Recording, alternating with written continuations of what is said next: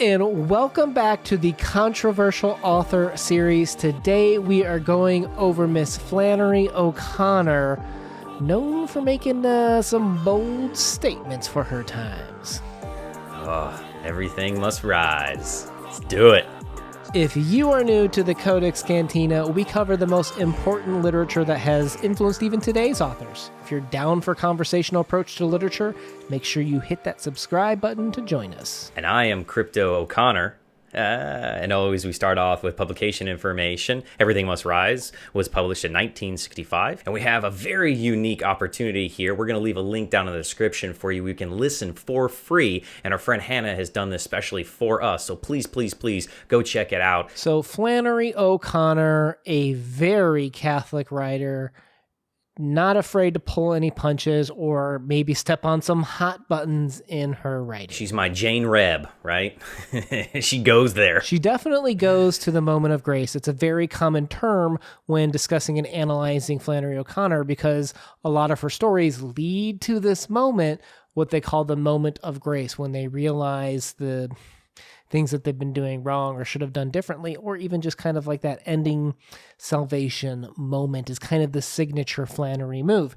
And we have this story coming out right when civil rights and integration is happening. So it's a very topical event to kind of be writing about for the era that this is written in. Yeah, and during this time, we have a change in culture of how white people are viewing black people as they're moving throughout, the country. And this is happening basically during a time period of upheaval of kind of civil rights and how the two races are going to mix and interact with one another. And we see that very blatantly in this story. And it's interesting as we look back at it in our 2021 era, we had a recent article released in 2020 that talked about Flannery O'Connor, and she had written some letters that had some expressional moments of racism, right? But in her writing, we have a very different Flannery in terms of representation of how she actually wanted to be. And that raised this interesting topic, not only from a writer perspective of what do you express versus what do you represent, but I think that's something that's very important for the story too, of what are you representing and what is it that is actually you're expressing. And it's kind of a theme for this story, I would say. Yeah, 100%. And I think that she's doing that because I think she might not know this herself, and that we see during the late 1950s and the early 1960s that segregation is going away and that the races are being forced together. How are they going to interact with one another with having such, disparaging ideas of one another? Because it comes from both sides, right? It's not just a one-sided viewpoint here that's kind of depicted in the story. And I love that you get to kind of see yourself of who are you in this story. It's interesting, our friend Hannah that does the reading that we're going to leave a link to below, she also had a video where she talked about another white Southern author, William Faulkner, became more honest when his pen hit paper. Like there's something about once his pen started to write, he perhaps expressed a different personality than how he expressed himself normally. And that's interesting too with the title of this piece. It comes from a French philosopher with "Remain true to yourself, but move ever upward toward greater consciousness and greater love. At the summit, you will find yourselves united with all those who, from every direction, have made the same ascent.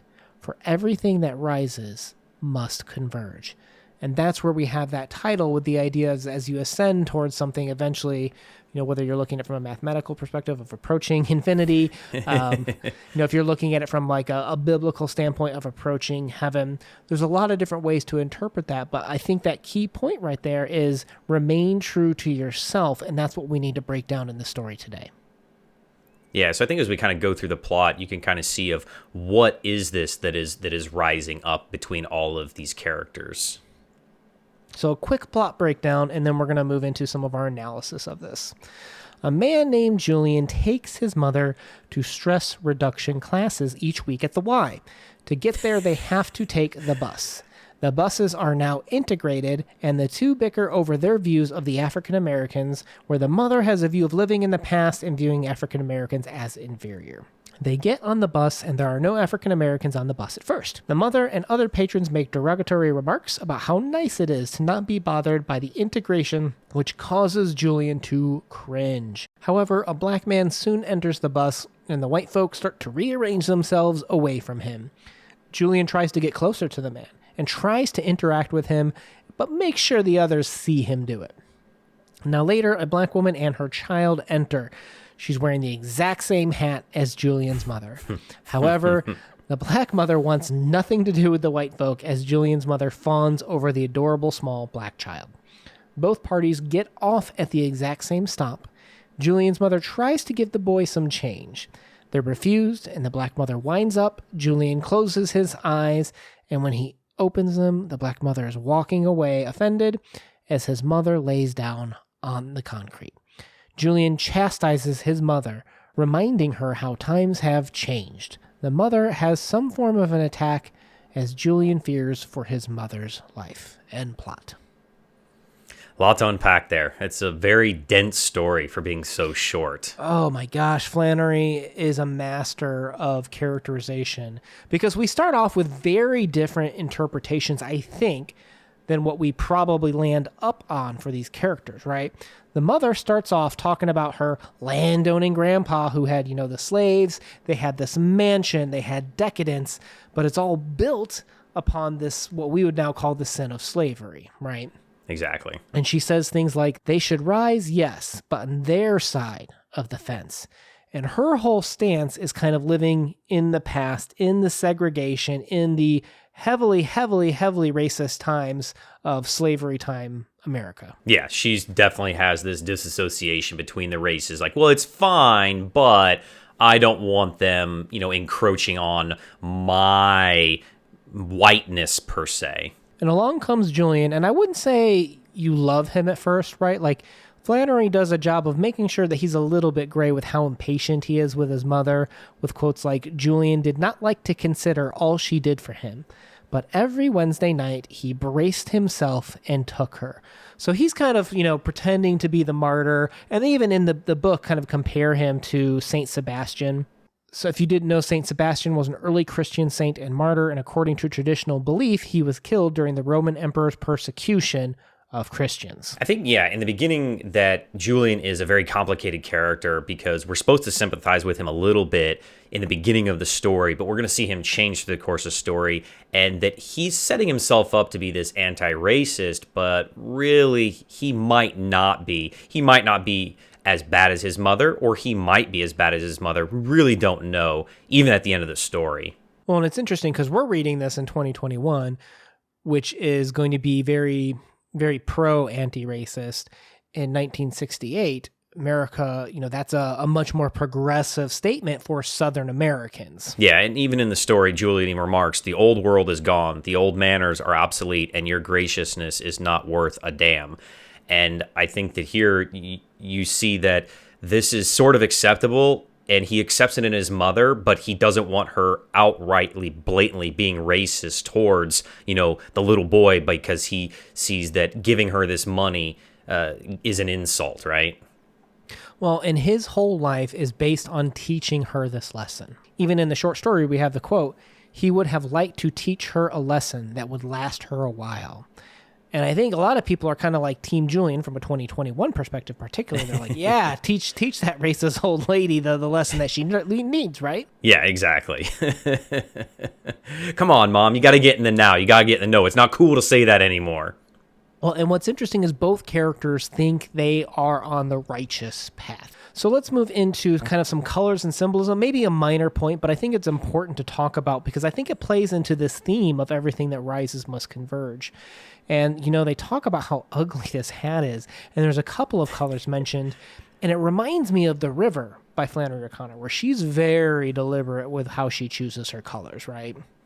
Oh, man, this hat cracks me up. I literally laughed out loud. This dang hat. All right, let's do some colors. So the hat is purple, but you'll also notice that at one point, Julian's eyes become a, quote, bruised purple, okay? And violet is the ancient royal color and therefore symbol of the sovereignty of Christ according to the Bible, which is what, the place from where Flannery is writing from is a heavily Catholic view. And it's at this moment when he was kind of bragging about his mother being humbled, right? Humbled before the sovereignty of Christ, if you will. That's when his eye becomes the bruised purple. And you'll notice that the hat is going to be a symbol of being humbled too for the mother, because the people that she dislikes the most, right? The black community, a woman comes on wearing that same hat and she's humbled instantly. So the colors play an element to that with Flannery. You also notice the hat was also green, a very different color from the hat itself. But also the woman that came onto the bus had on a green dress as well. And a lot of biblical scholars will agree that the primary meaning of green is immortality, but it can also be a symbol of resurrection. And this is leading towards that everything must converge moment of how each of these characters are now given a moment of grace, a chance to reconcile their mistakes, because we're going to see that Julian makes some mistakes. And we already know that the mother has some mistakes too in terms of being racist. And I think Flannery's expressing that specifically.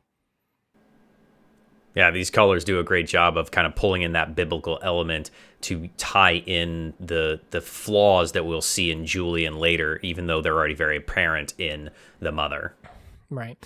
And then the last color I'd point out is just the sky blue, which is placed on the martyr characters, basically. So Julian, who plays the martyr, like Saint Sebastian, right? He's got the sky blue eyes, sky being the color of blue and Yahweh, according to the biblical law and descriptions. And then you have the boy actually had a blue feather, right? The little innocent boy, which the Bible always talks about. Be like children, be quick to forgive, be quick to forget hate, and quick to love is what the Bible would teach us from Flannery's view. Yeah, exactly. So the hat to me kind of represents this converging of different parts, right? He talked about how ugly and how disparate all the different colors and parts were for this hat, and they kind of came together. And it's also very meta the way that you have the mother who dislikes any black individual because she's racist is brought together in the same way the hat's brought together by different parts when a person, her foil, this black woman, comes onto the bus.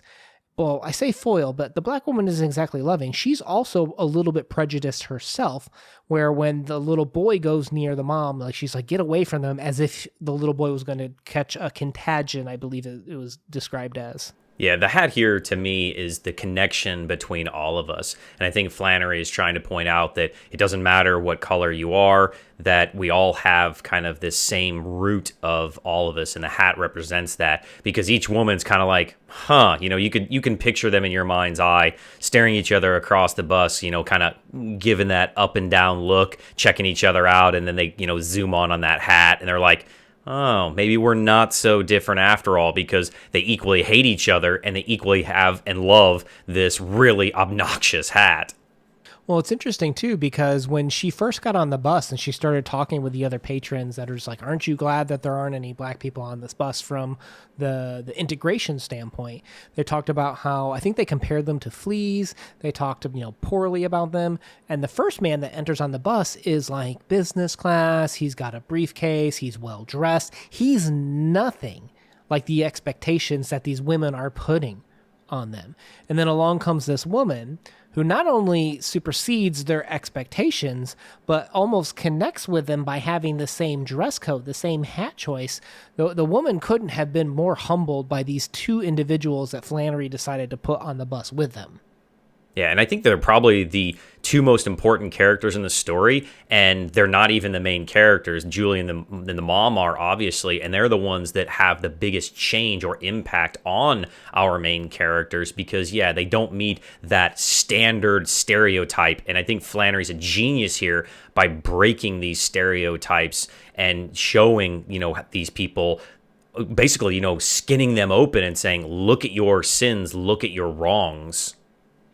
And it's interesting, too, because I think it's easier for us to detect from a more modern standpoint. I don't know how it was in 1968.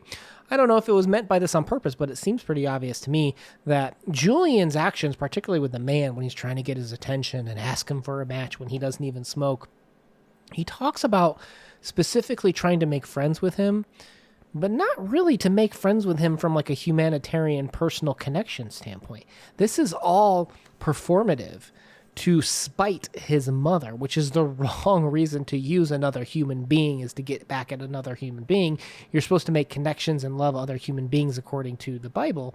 And what he's doing is exactly against that, is using this other man almost as a tool to make war with his mother, as I think they quote in this part of the story.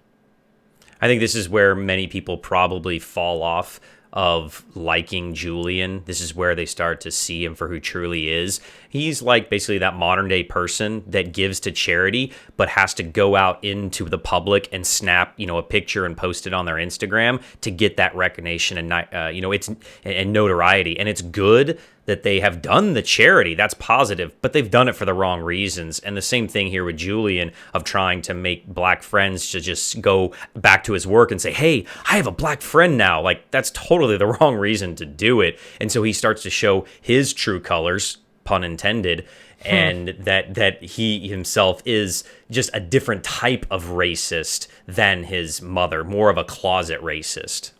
Well, and then to your point, so he gets, his character becomes more gray, right? And I think more people, like you said, fall off his wagon. But also some people, like, particularly in today's age, are like, okay, the grandma's racist, I'll never be on her side, right? Like, we're anti-racist, we never would agree with her.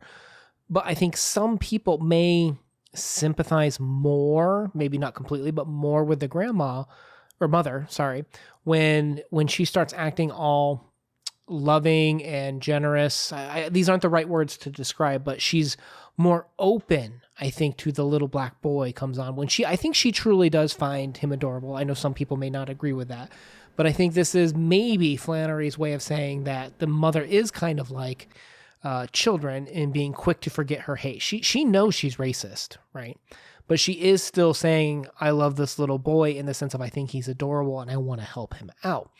Now, that might be one off, and I know some people won't be there with me, but indulge me for a moment. If you remember, we have the quote, and I remember the old darky who was my nurse, Caroline. There was no better person in the world. So the mother specifically cares for her nurse, that is also a black woman, and says that there's no better person in the world. So I think she is open to letting individuals into her heart, even though her heart is corrupted with racism, in a sense. Yeah, exactly. Well, I think that, this proves that at the end of your life, you reflect back on some of your mistakes, and she's realizing that maybe color didn't matter so much, and that you could interpret that way. You also could be that, I know people that are very much racist people, but they love specific people of that race that they're racist against. And right. Sometimes you just have that personal connection as well. And she obviously has a connection with children also. So that, she's a very complicated character, and you start to see that she might not be all bad, and you don't sympathize with her and you don't like her, but you're like, dang, she's not, I can't hate her anymore. And I think that's the point that, Flannery's trying to get here, is that these are both very complicated characters, and the mom isn't all bad and Julian isn't all good. Well, and to your point too, she was able to make a connection, we think, at least it was one-sided connection, at least with Caroline. And she's trying to make a connection, arguably, perhaps with this boy, maybe. But you'll notice we have that quote, he had never been successful at making any, and I won't say this word, friends, black friends, from Julian's perspective. So Julian isn't able to make any of those connections that his mom can, and the mom knows she's racist and can still make those connections. So it's very complicated the way that she has layered these gray characters. No, yeah. So the mom is genuine. So are you willing to maybe forgive some of her faults because she's truly being honest about it? Where Julian isn't. The guy's not being genuine in his own feelings, even to himself. He's lying to himself, and that just makes you more frustrated with him. You should be like, dude, come on, like. You serious right now? Well, and he's talking about doing this to upset his mom. The quote, like the line that led up to that quote that I just said was, he could not push her to the extent of making her have a stroke.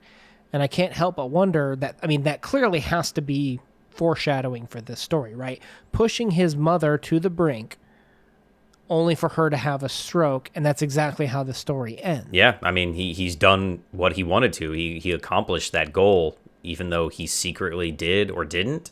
I don't know. Again, he's a very complicated character. So let me ask you this, because this is going to be highly opinionated and very controversial because every reader's going to have a different interpretation. But do you think the mother was truly friends with any individuals from the black community or black race that she presented in the story? I think so. I think that you can make the argument because of her dying breath, or at least the last words of the story from her. And I think that the way that she raised her name, Caroline, right?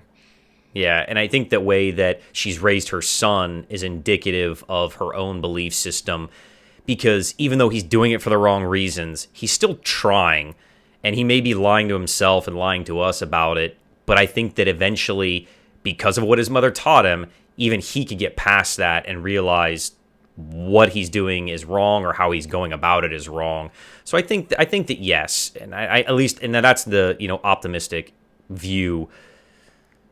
And you don't get very many optimistic views from me, so no, I'm it has to be something, right? It's just because it's Flannery.